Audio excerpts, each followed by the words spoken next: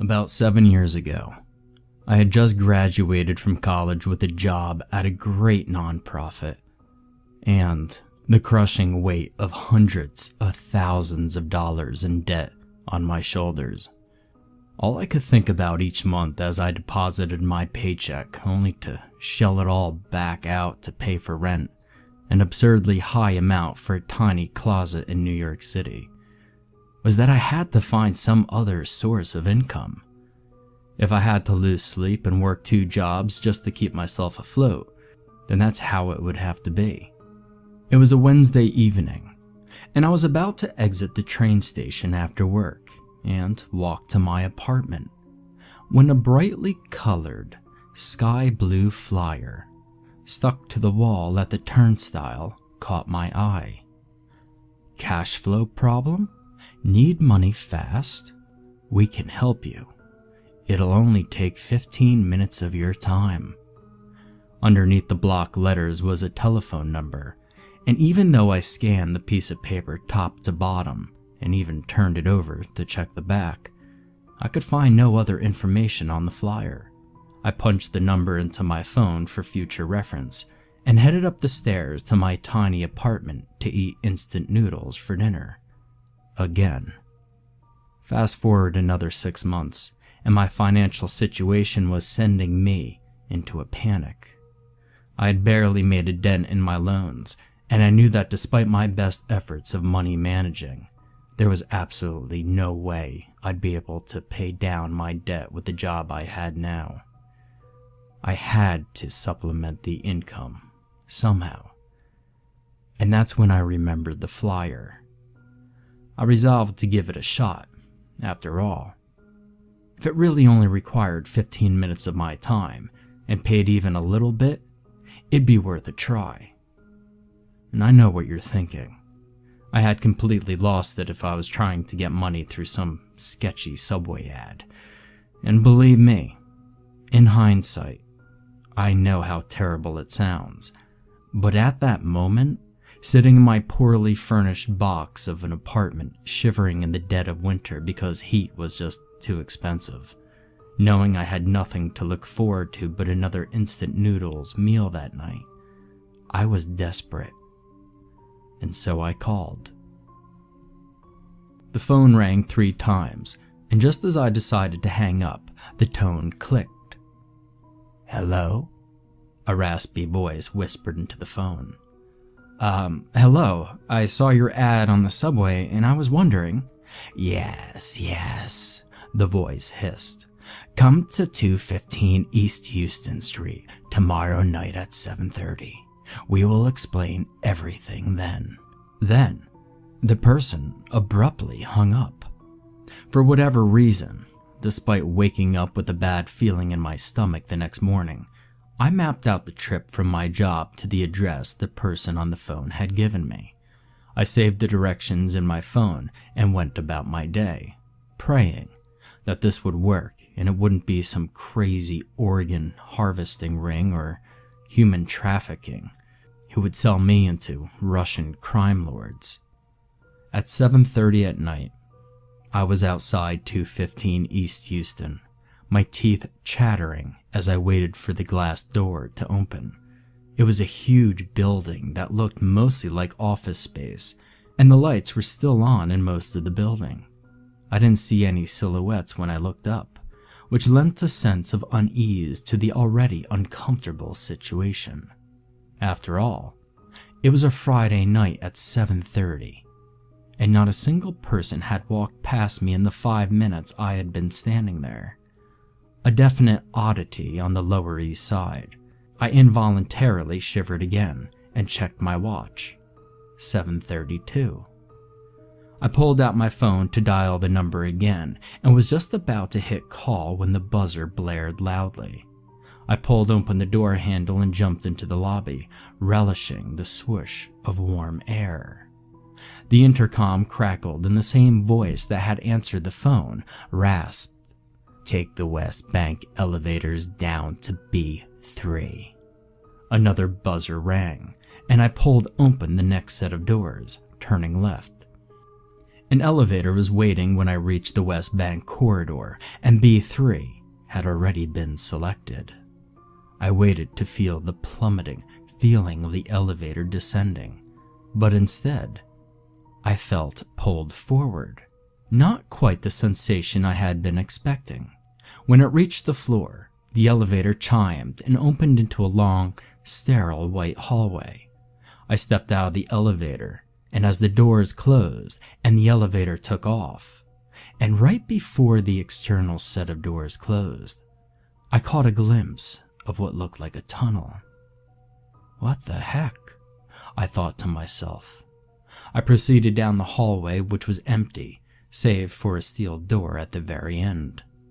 Every step I took sounded like an avalanche, my winter boots clomping onto the tiles and echoing into the nothingness I was surrounded by. I shivered again, but this time, not from the cold. I reached the steel door, but there was no keypad or intercom or anything. I held my hand up to knock, but the door swung open, revealing another long white hallway. This time, however, there was a woman in a lab coat waiting for me at the end. She was holding the clipboard, which she was looking at when I entered the hallway. And when I was about 5 feet away from her, she looked up, and I almost turned back and started running. Her mouth had been sewn shut. I could see the stitches so clearly, even from 5 feet away, and the dried blood around it that had become part of the macabre spectacle that was this woman's face. She didn't react when I recoiled, and instead lunged forward, grabbing my arm and pulling me into the room she was standing in front of. I fought against her even as she dragged me into the room, but once I crossed the room's threshold, I felt a sharp pinprick in my neck. And then there was nothing. I woke up strapped to a chair much like one you'd see in the dentist's office, in a room as sterile as the hallways. I walked down. A man in a lab coat looked at me with glee, exclaiming jovially, as I groggily tried to lift myself up, "Dear girl, don't overexert yourself. We're sorry we had to sedate you, but after you reacted so intensely to Annabelle, we were worried you'd injure yourself in your haste to escape. And we can't have that now, can we?"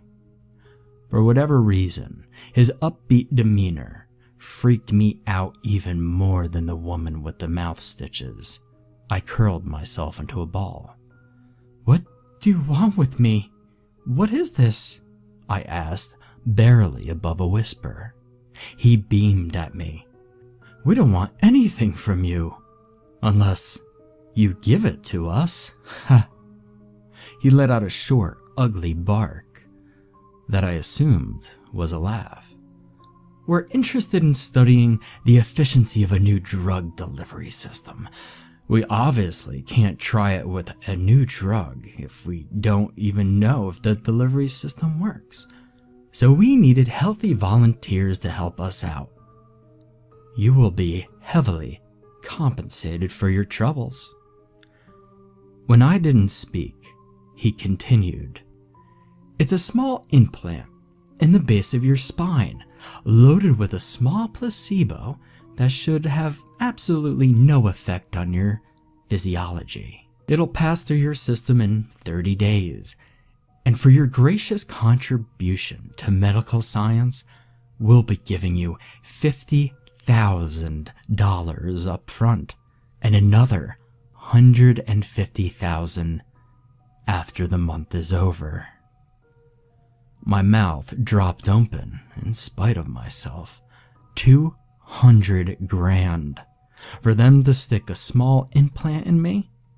My mistake in that moment was to not question the science. But what good would it have done? I wasn't a scientist. I had no way of figuring out if what they told me was true. All I could think about was the money. It was nearly quadruple what I'd make in a year, and I'd have it all in a month. My lips formed around the word, yes.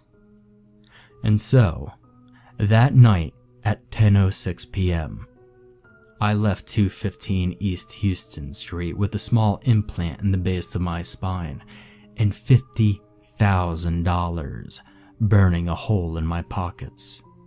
My lower back ached, mostly from the huge needle they used to anesthetize me, but I could feel a small indentation when I pressed on it.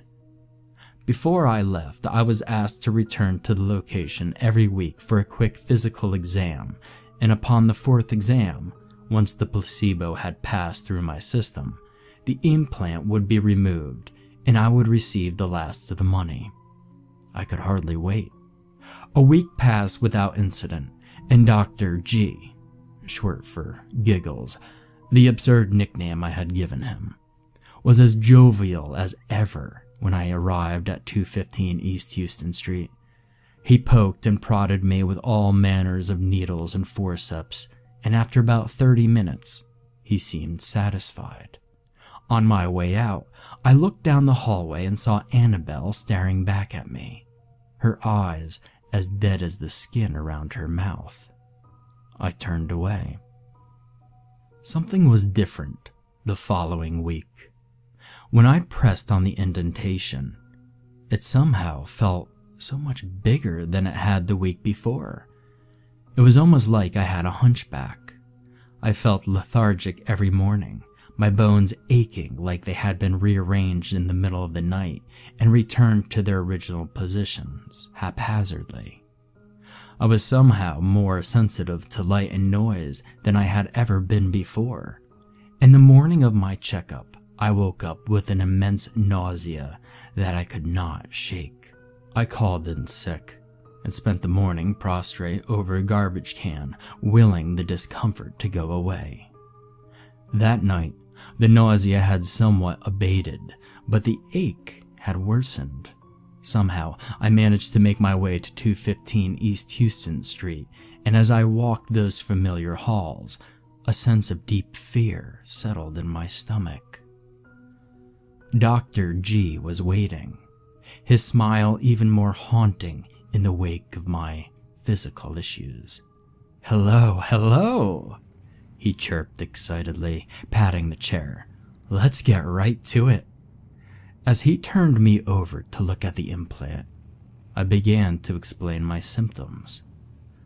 "I'm worried that this implant is having an effect on my physiology, doctor." "Nonsense!" he nearly shouted from behind me. "It's coming along nicely. Any day now." Any day now, I thought. What do you mean, any? A sudden and violent pang of pain racked my entire body. It felt like something was coming alive inside of me, like I was being ripped apart to make my way for this entity. It was coming from my back. Oh my God, it's the implant! I screeched internally. I tried to turn around, but Dr. G held me in place. He was talking a mile a minute now. "Oh, here it is. We've been waiting for so long. We've been so excited for this." I felt him pulling at my back, and the pain was so bad that I was grateful when my eyes closed and I felt myself drift off. When I opened my eyes, I finally understood why Annabelle's mouth had been sewn shut. If she went through what I went through, saw what I saw that night, she would never have stopped screaming. I screamed, and I screamed even as I reached for my purse. I kept screaming as I fumbled around for the taser my dad had given me before I moved to New York City. I continued to scream as I shot Dr. G and the thing he held in his arms, the size of a small baby, but with a huge head. It was like a horrific caricature. Sallow yellow skin and the tiniest hands and feet, but a normal human-sized head riddled with bruises and covered in blood. He went down, but the thing it didn't. It turned to me even as I tried to find something, anything, sharp enough to stab it with. And worst of all, it had my face.